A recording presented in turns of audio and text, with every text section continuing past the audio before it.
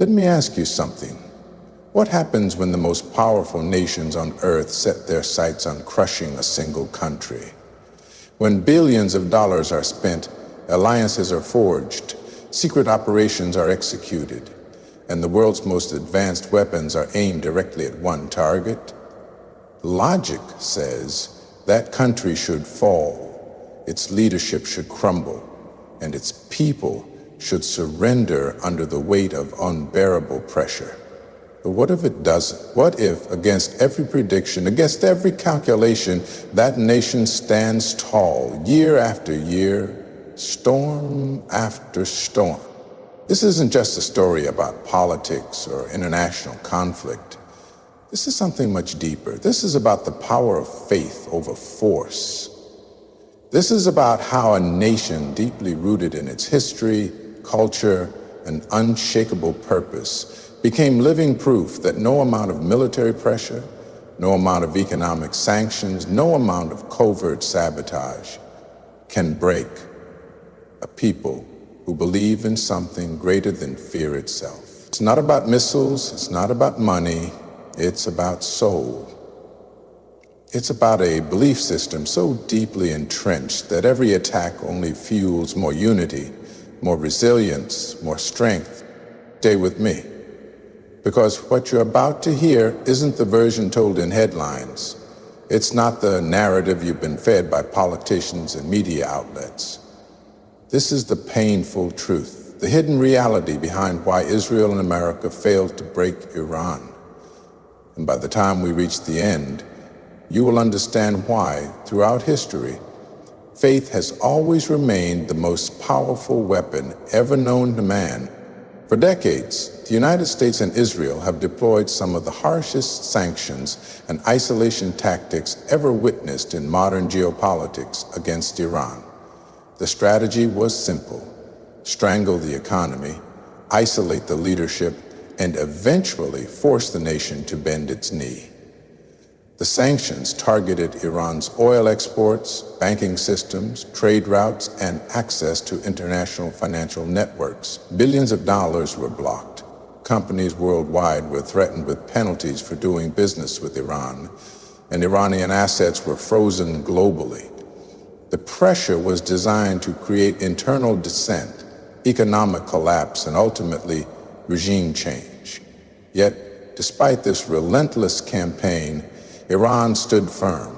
The currency devalued, the economy struggled, but the core leadership and the ideological heartbeat of the nation remained intact. Instead of crumbling under pressure, Iran adapted. The leadership leveraged its internal resources, pivoted to self-reliance, and cultivated new trading partners willing to bypass Western dominance. Throughout these years, Israel and America intensified not just economic sanctions, but also psychological warfare. International forums echoed with accusations, military threats loomed on the horizon, and global media painted Iran as a pariah state. But while the outside world viewed a nation under siege, inside Iran, a different narrative was taking shape. The hardships only deepened the people's sense of resistance. The sanctions that were meant to divide the leadership from its population often had the opposite effect. National pride surged.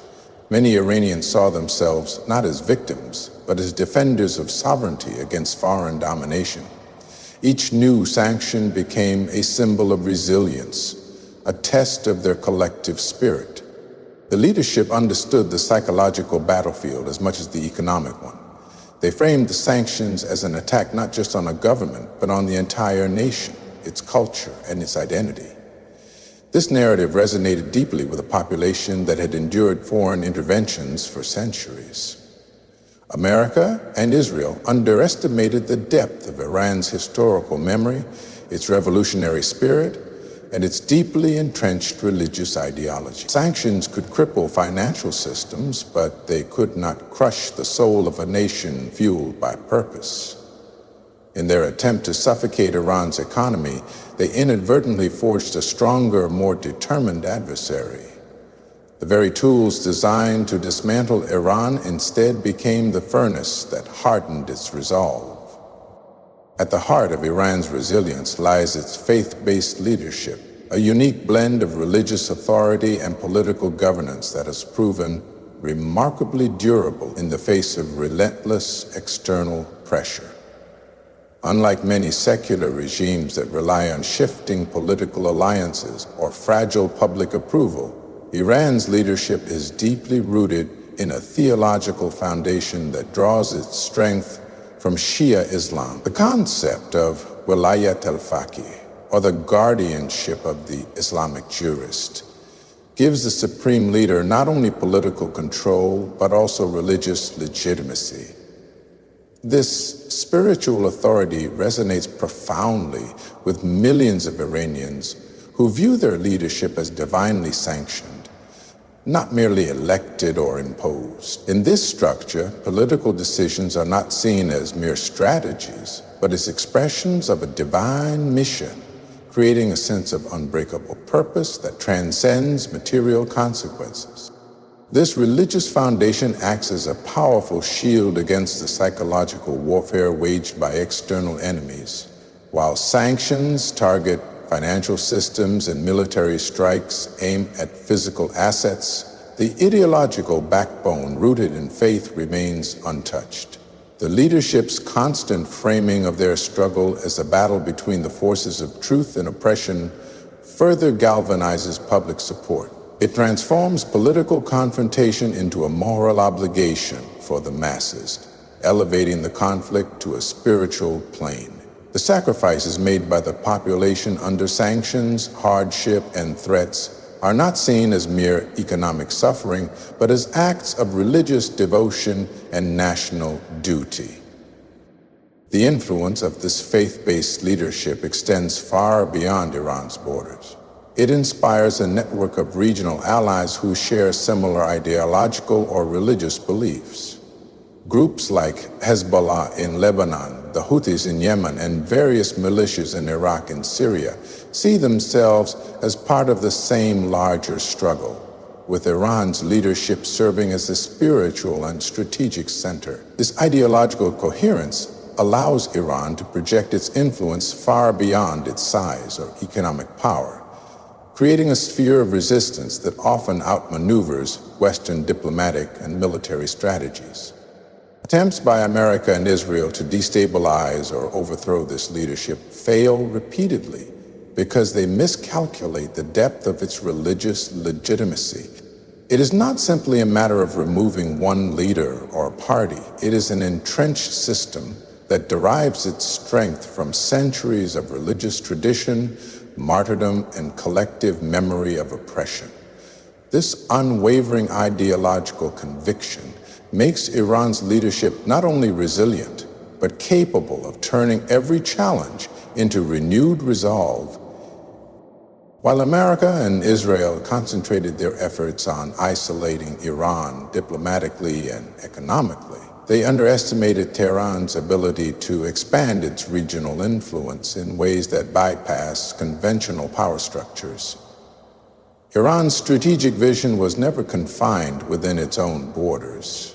Instead, it focused on creating a network of alliances and partnerships across the Middle East that would serve as both a shield and a sword against its adversaries. In Iraq, after the fall of Saddam Hussein, Iran skillfully leveraged its religious and political connections to cultivate powerful allies within the new government and among various militia groups. In Syria, during the civil war, Iran became a crucial lifeline for Bashar al-Assad, providing military support, advisors, and financial assistance that ensured the survival of the regime, which in turn preserved a key strategic ally. In Lebanon, Iran's support of Hezbollah transformed the group into one of the most powerful non-state military forces in the world, capable of challenging Israeli military operations and projecting Iranian influence directly to Israel's borders. In Yemen, Iran's backing of the Houthi rebels opened another front, threatening Saudi Arabia and disrupting critical shipping routes, thereby extending its strategic reach. These alliances are not mere opportunistic arrangements. They are deeply embedded partnerships rooted in shared ideology, mutual interests, and years of coordinated struggle against common enemies. Each partner serves as a node in a broader network that allows Iran to challenge the superior conventional military power of America and Israel through asymmetric means. This regional web of influence also provides Iran with a form of strategic depth that makes direct attacks against it far more complicated and risky. Any aggression against Iran risks igniting multiple proxy fronts, forcing its adversaries to confront not a single nation, but a sprawling resistance axis spread across several countries. Iran's ability to operate through proxies allows it to inflict costs on its enemies without exposing itself directly to overwhelming retaliation. Furthermore, this network amplifies Iran's voice in regional politics, enabling it to shape events far beyond its own territory. America and Israel, despite their superior military and economic power, find themselves entangled in a region where Iran's influence is deeply entrenched. The more they attempt to isolate Iran, the more Tehran seems to extend its reach. Instead of breaking Iran's regional power, the continuous confrontations have allowed it to refine its strategies, solidify its alliances, and become an indispensable player in every major conflict zone across the Middle East. Throughout the years, America and Israel have not only imposed sanctions and diplomatic isolation on Iran, but also engaged in covert operations designed to cripple its most vital capabilities. High-profile assassinations, cyber attacks, and sabotage missions have been executed with the clear objective of weakening Iran's military leadership, disrupting its nuclear program, and sending a psychological message of vulnerability and religious values. Instead of fracturing the nation, the sanctions inadvertently strengthened Iran's internal cohesion, making the country more resilient to future external pressures and less dependent on the very international systems designed to contain it. Iran's resilience is deeply anchored in the powerful force of cultural and national identity, which has been shaped over centuries through a unique blend of history, religion, and shared struggle. This identity is not easily shaken by external pressures or foreign interventions. The Iranian people carry a long memory of resisting foreign domination, from ancient empires that once ruled vast territories to more recent confrontations with Western powers seeking to control their resources and dictate their politics. This historical consciousness fosters a collective sense of pride that is far more powerful than temporary political or economic setbacks. The Islamic Revolution of 1979 was not just a political shift, but a profound cultural awakening that redefined what it meant to be Iranian, intertwining national identity with Shia Islamic ideology in a way that has endured through decades of adversity. This strong sense of identity allows Iran's leadership to rally its population in times of crisis, framing external aggression as attacks not only on the government, but on the very soul of the nation. Cultural symbols of martyrdom, sacrifice, and resistance are deeply embedded in the Iranian psyche, drawing from religious narratives like the tragedy of Karbala, where standing firm in the face of overwhelming oppression is seen as a moral and spiritual victory, regardless of material consequences.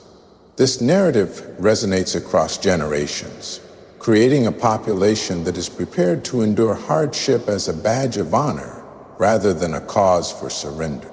The power of this cultural unity extends into the arts, literature, and even modern political discourse, where themes of resistance and self-determination are celebrated.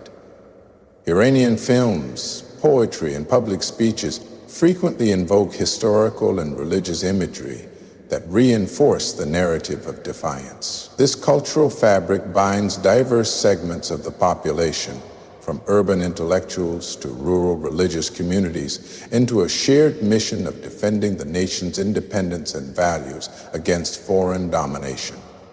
America and Israel's strategies often fail to account for the depth of this national identity. Economic pain and international isolation, while significant, are filtered through a lens of historical victimhood and righteous resistance. Instead of breaking the will of the people, external pressures often serve to strengthen their determination. This powerful cultural and national identity transforms every act of aggression into a renewed commitment to sovereignty, making Iran uniquely capable of absorbing external shocks while maintaining internal cohesion and a sense of purpose that defies simple calculations of power and pressure. And so, while the world watched with expectations of collapse, Iran stood firm, not because of military superiority, not because of economic strength, but because of something far greater, the power of faith, identity, and unbreakable will. America and Israel, with all their might, discovered a truth that history has whispered for ages. You can crush a man's body, but you cannot crush his soul when it is anchored in purpose. Iran's story is not one of defiance for the sake of defiance. It is the living testament that force alone cannot defeat conviction.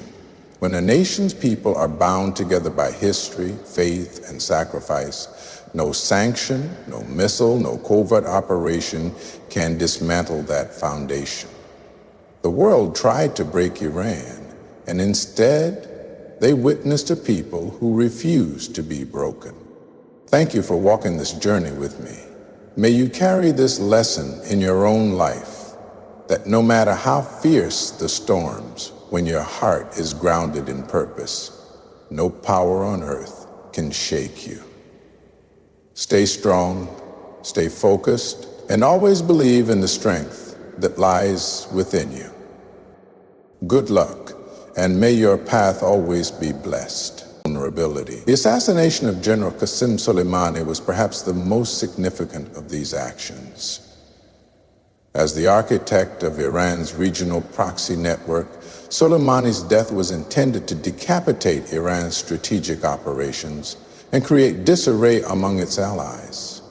Yet, instead of collapsing, Iran responded with a calculated display of defiance, launching missile strikes against American bases in Iraq and solidifying national unity in the face of external aggression. Similarly, the targeted killings of nuclear scientists like Mohsen Fakhrizadeh and the Stuxnet cyber attack aimed at disabling Iran's nuclear enrichment facilities were meticulously designed to halt its technological progress. But each strike, while momentarily disruptive, only fueled a stronger determination within Iran to advance its capabilities independently. These operations hardened the resolve of both the leadership and the scientific community, who viewed every attack not as a setback, but as evidence of their adversary's desperation. Rather than abandoning its nuclear ambitions, Iran expanded its enrichment activities, diversified its technological pathways, and fortified its security protocols. These covert operations had unintended consequences beyond the targeted disruptions. Every assassination, every act of sabotage, served to strengthen the Iranian public's perception of being under unjust and relentless assault. This perception unified the population around their leadership and deepened the collective narrative of resistance against foreign oppression. Far from creating internal divisions or fostering rebellion, these actions often backfired, producing waves of patriotism and martyrdom that reinforced Iran's ideological foundation. America and Israel's reliance on covert operations also revealed their inability to engage Iran through conventional means without provoking widespread regional conflict. These indirect attacks were calculated to avoid full-scale war, but carried the risk of escalation with every strike. Iran, understanding the constraints of its adversaries, skillfully managed its responses to demonstrate both its capability and restraint.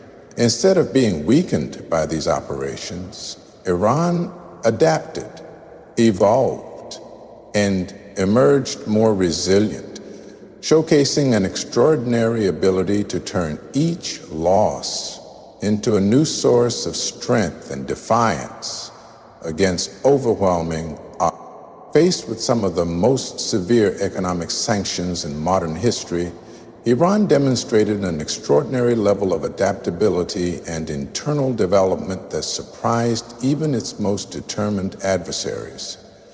The sanctions targeted nearly every aspect of its economy. Oil exports were slashed, foreign investment vanished, international banking connections were severed, and major industries faced extreme restrictions. Yet, instead of complete economic collapse, Iran gradually shifted its focus inward, building alternative pathways for survival and growth.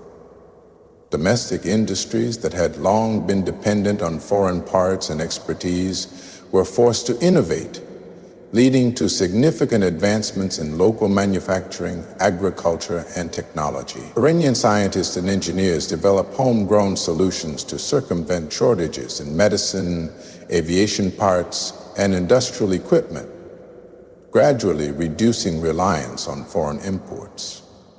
One of the most striking examples of Iran's adaptability has been its ability to maintain and even expand its nuclear technology under heavy restrictions. Despite relentless international efforts to halt its nuclear program, Iran developed advanced enrichment capabilities using indigenous resources and expertise. At the same time, the country explored new markets for its oil and gas, turning eastward to countries like China and India, negotiating barter deals and alternative payment systems that allowed it to keep vital exports flowing. Underground networks and complex financial mechanisms merged to bypass traditional banking sanctions, enabling Iran to continue conducting international trade despite being largely cut off from the global financial system. Iran's internal development was not limited to its economy. Sanctions inadvertently encouraged a broader culture of self-reliance that permeated many aspects of society.